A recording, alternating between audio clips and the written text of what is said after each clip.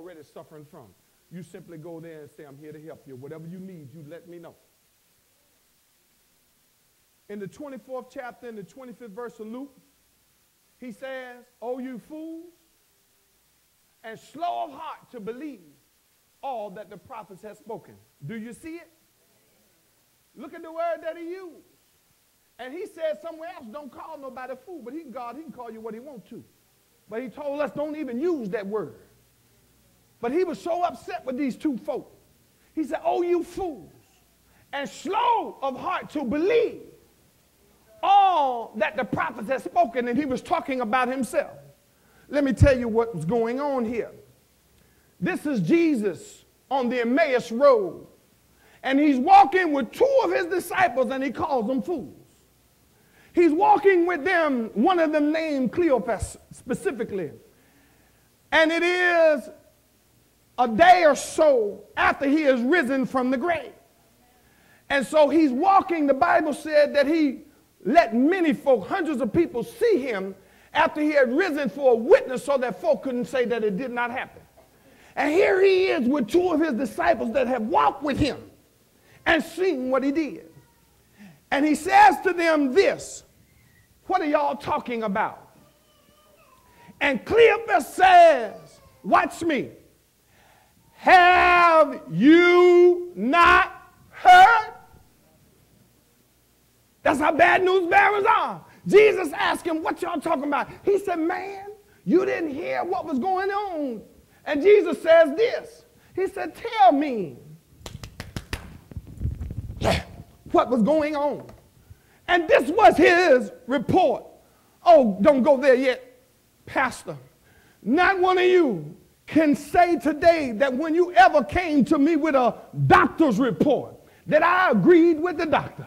Nobody got that testimony on Pastor. I don't care what bad news you've ever brought me. I've always looked for hope.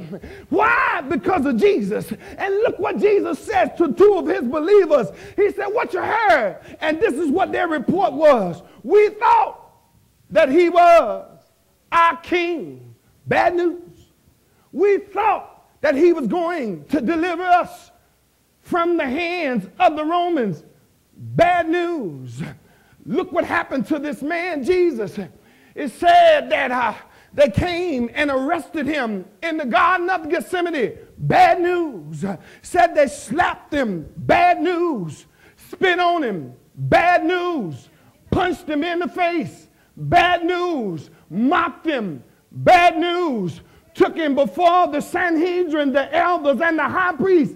Bad news. Took him before the high priest. Bad news. Took him before Pilate and Herod. Bad news. Had a false trial and lied on him. Bad news. Then they crucified him. Bad news. Pierced him in the side. Bad news. Put him in a barred grave. Bad news. Let God stand around there and make sure that he couldn't escape. Bad news. And this is how they end their testimony. And here it is, the third day. We got some good news. Peter says, Brother Brian, when folk ask you, what's the hope? That means that something's already wrong.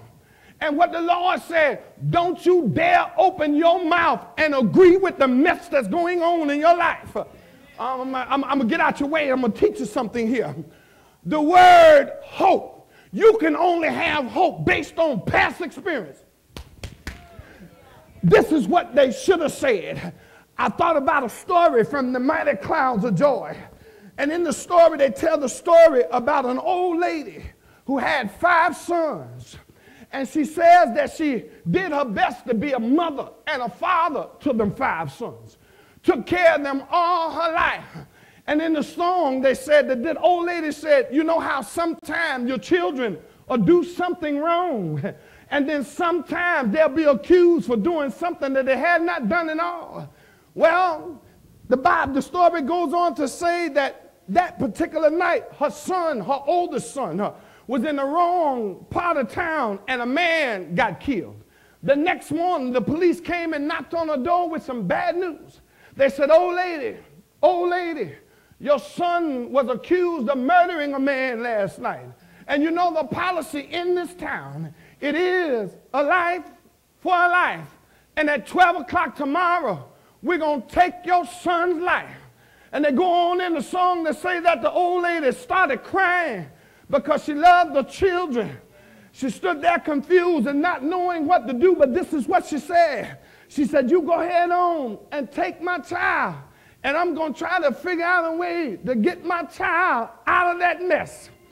Well, she went on back in the house, and somebody came and knocked on the door and said, I heard some bad news, but I got some good news for you. They told her that there's a custom in this town that if the bell don't tone 3 times, whoever it is that they're going to take their life, they got to let them go free. Well, as soon as the old lady heard that, she reached up in the closet, got a hat, put it on her head, reached in the closet and put her coat on and took her time, walked real slow, took her all night long to get to the bell tower. When she got to the bell tower, she crawled up into the tower and wrapped herself real tight around the tone. Right about then, she heard the chief officer say, now go on and tone the bell. And the man pulled the bell one time with no tone. He pulled it another time with no tone. Pulled it the 3rd time with no tone. And so the officer said, well, the bell didn't ring. You got to let the boy go. And when the mother heard that, she fell down to the ground and she died right there in her son's arms. Her son said, Mama, oh, Mama, Mama, you didn't have to give your life for me. After I heard that, I sat there and I thought about it for a second. I said, I wonder when they locked him up, did he have some hope? I said, I believe that he had some hope in him. You know why? Because it said that she was a mother and a father all her life, which let me know that them boys knew that they can depend on their mama. They knew that they can depend on their mama come thick or thin, hell or high water. And I bet you he sat up there in his cell that night and he probably said to himself, I know my mama gonna show up. I know my mama gonna figure out some kind of way to get me out of this mess, even if it costs her life. I said, God, how in the world, because the Lord told me to share the story. I said, God, how in the world can this story relate to me having hope? He said, Terry, the next time somebody asks you, how is it that you still got hope in the midst of bad news? And he said, what them 2 disciples should have said was this, instead of all the bad news. He said, this is what they should have said. Well, he healed all the sick that came to him. I still got hope. He raised the dead. I still got hope. He fed 5,000 and then 4,000 more. I still got hope. And he said, tell him this, Terry. He said he loved me so much that he died for me. I still got hope. He went down to hell, but hell couldn't hold him. I still got hope. He fought all the demons for our souls, but they couldn't beat him. I still got hope. The gods might have locked him up, but they couldn't keep him. I still got hope.